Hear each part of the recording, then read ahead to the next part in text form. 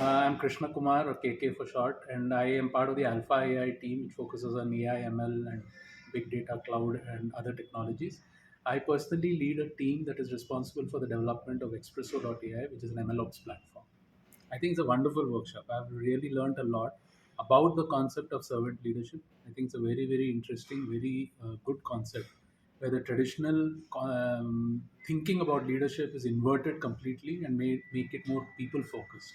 I think this is very important because in every organization, it's people who are the most important.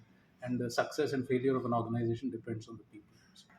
Absolutely. My key takeaway is on relationships. The concept of servant leadership is based on three imperatives: vision, character, and relationships. And I realized that in order to really have a successful team and working towards a common goal, you need to establish very strong relationships with your team. And that's my key takeaway from this workshop. Yeah, the big plan I have is to focus more on relationships. That means talk to my people, understand their aspirations, their fears, their sorrows, their hopes, and see how I can help them to grow better. Work on feedback to them, from them, on how I can improve myself. And that relationship, I think, will be the key to the success for my team.